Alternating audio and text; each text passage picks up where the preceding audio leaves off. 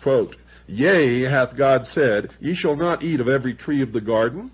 And the woman said unto the serpent, We may eat of the fruit of the trees of the garden, but of the fruit of the tree which is in the midst of the garden, the tree of the knowledge of good and evil, God hath said, Ye shall not eat of it, lest ye die.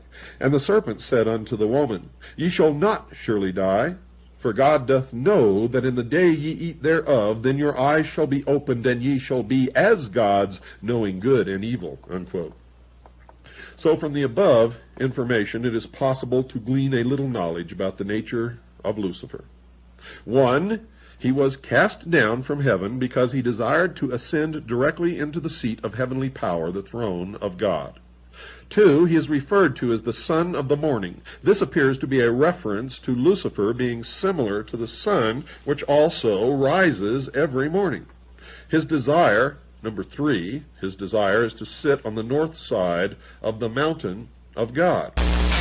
Lucifer can deceive the world. This is number 4. Lucifer can deceive the world because he has been transformed into an angel of light.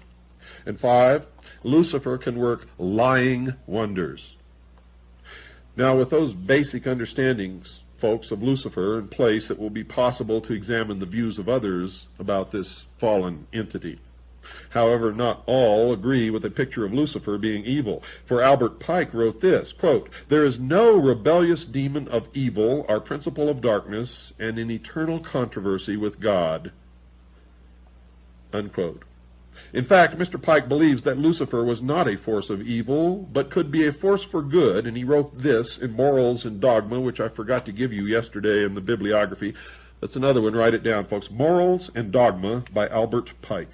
Morals and Dogma by Albert Pike. He wrote this in Morals and Dogma, quote, For the initiates, those initiated into the true secrets of Masonry, this is not a person but a force, created for good, but which may serve for evil, unquote. To further amplify that belief of Mr. Pike's, it becomes important to quote a letter that he wrote on July the 14th, 1889, to the 23 Supreme Councils of the world. Judging from the contents of this letter, it appears that Mr. Pike was attempting to tell the leaders of the various Supreme Councils all over the world that they were to know that Lucifer was the secret god of the Masons. This letter clearly indicates that he believed the position that Lucifer was a god who had come to earth for the good of mankind, and he wrote this, quote, That which we must say to the crowd is... Presumably Mr. Pike meant that the crowd was all of the non-Masons, of the public at large. That which we must say to the crowd is, we worship a God, but it is the God that one adores without superstition, unquote.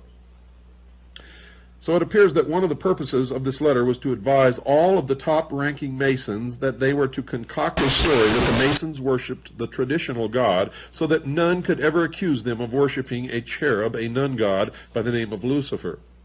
In other words, they were to deny that Lucifer was their god whenever an outsider was smart enough to break through all of the secrets and figure it out. Well, of course, folks, they're sworn to secrecy. They have to deny anything about the true secrets of their order. I mean, what kind of logic is this? That's plain as the nose in your face. You must understand that when you ask a Mason a question about Freemasonry, he's going to tell you a lie because he is sworn to secrecy, and he is sworn by blood oaths.